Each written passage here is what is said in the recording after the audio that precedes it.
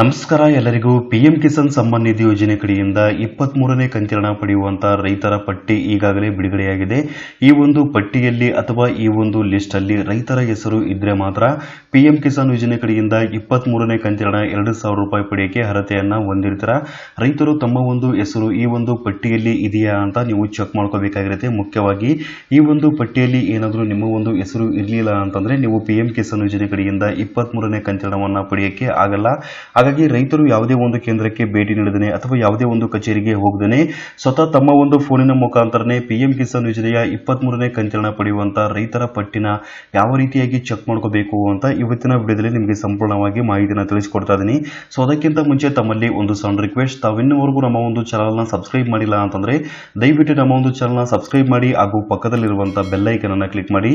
GSP colours channel ಅನ್ನು subscribe ಮಾಡೋದ್ರಿಂದ ರೈತರಿಗೆ ಉಪಯುಕ್ತ ಆಗುವಂತಹ ಮಾಹಿತಿಗಳು ಹಾಗೂ ಕೇಂದ್ರ ಸರ್ಕಾರದ ಕಡೆಯಿಂದ ಮತ್ತು ರಾಜ್ಯ ಸರ್ಕಾರದ ಕಡೆಯಿಂದ ಸಿಗುವಂತಹ ಯೋಜನೆಗಳ ಮಾಹಿತಿಗಳನ್ನ ಕೂಡ ನಮ್ಮ ಒಂದು ಚಾನಲ್ ಇಂದ ನೀವು ಪಡೆಯಬಹುದಾಗಿರುತ್ತೆ. ಸೊ ಅದರಿಂದಾಗಿ ದಯವಿಟ್ಟು ನಮ್ಮ ಒಂದು ಚಾನಲ್ ನ ಸಬ್ಸ್ಕ್ರೈಬ್ ಮಾಡ್ಕೊಳ್ಳೋದು ಮಾತ್ರ ಮರಿಬೇಡಿ. ಪಿಎಂ ಕಿಸಾನ್ ಯೋಜನೆ ಕಡೆಯಿಂದ 23ನೇ ಕಂತಿನ ಪಡೆಯುವಂತಹ ರೈತರ ಪಟ್ಟಿ ಬಿಡುಗಡೆಯಾಗಿದೆ. ಈ ಒಂದು ಪಟ್ಟಿಯಲ್ಲಿ ಅಥವಾ ಈ ಒಂದು ಲಿಸ್ಟ್ ಅಲ್ಲಿ ರೈತರ ಹೆಸರು ಇದ್ರೆ ಮಾತ್ರ ಪಿಎಂ ಕಿಸಾನ್ ಯೋಜನೆ ಕಡೆಯಿಂದ 2,000 ರೂಪಾಯಿವನ್ನ ಪಡೆಯಕ್ಕೆ ಅರ್ಹತೆಯನ್ನ ಹೊಂದಿರ್ತೀರಾ.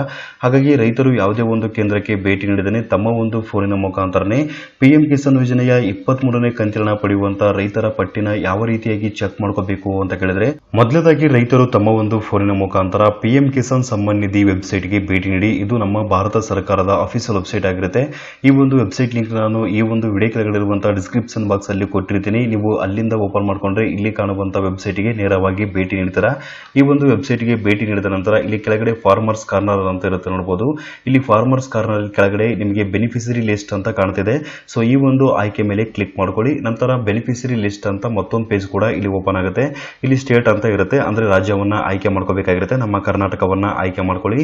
ನಂತರ ಜಿಲ್ಲೆ ಅಥವಾ ಡಿಸ್ಟಿಕ್ ಅಂತ ಇರುತ್ತೆ, ನಿಮ್ಮ ಒಂದು ಜಿಲ್ಲೆ ಯಾವ್ದಾಗಿರುತ್ತೋ ಅದನ್ನ ಆಯ್ಕೆ ಮಾಡ್ಕೊಳ್ಳಿ. ಕರ್ನಾಟಕದಲ್ಲಿರುವಂತಹ ಎಲ್ಲ ಜಿಲ್ಲೆಗಳ ಲಿಸ್ಟ್ ನ ಇಲ್ಲಿ ಕೊಟ್ಟಿರ್ತಾರೆ, ನಿಮ್ಮ ಒಂದು ಜಿಲ್ಲೆ ಯಾವ್ದಾಗಿರುತ್ತೋ ಅದನ್ನ ಆಯ್ಕೆ ಮಾಡ್ಕೊಳ್ಳಿ. ನಂತರ ಸಬ್ ಡಿಸ್ಟಿಕ್ ಅಂತ ಕೊಟ್ಟಿರ್ತಾರೆ. ಸಬ್ ಡಿಸ್ಟಿಕ್ ಅಂತ ಹೇಳಿದ್ರೆ ತಾಲೂಕನ್ನ ಆಯ್ಕೆ ಮಾಡ್ಕೋಬೇಕಾಗಿರುತ್ತೆ.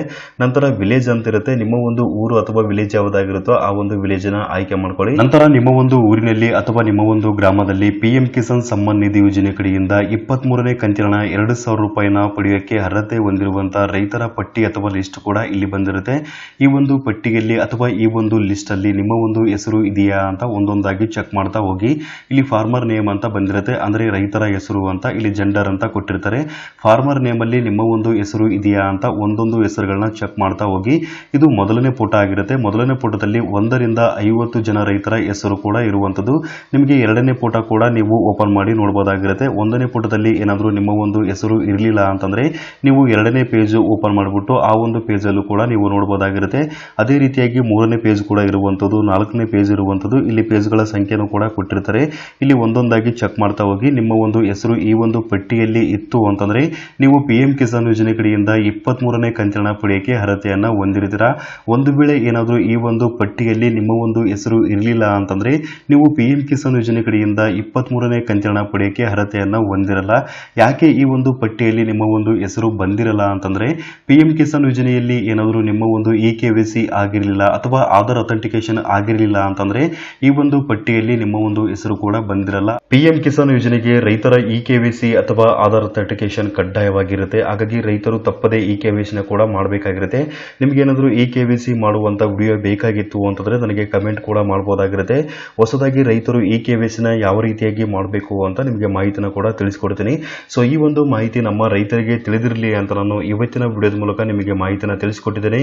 ಸೊ ಈ ಒಂದು ಮಾಹಿತಿ ನಿಮಗೆ ಇಷ್ಟವಾಗಿತ್ತು ಅಂತಂದ್ರೆ ಮಾಹಿತಿಗೆ ತಪ್ಪದೆ ಲೈಕ್ ಮಾಡಿ ಹಾಗೂ ಎಲ್ರಿಗೂ ಈ ವಿಡಿಯೋನ ಶೇರ್ ಮಾಡಿ. ಸಬ್ಸ್ಕ್ರೈಬ್ ಮಾಡ್ಕೊಳ್ಳೋದು ಮಾತ್ರ ಮರಿಬೇಡಿ. ವಿಡಿಯೋ ನೋಡೋದಕ್ಕಾಗಿ ನಿಮಗೆ ತುಂಬಾ ಧನ್ಯವಾದಗಳು.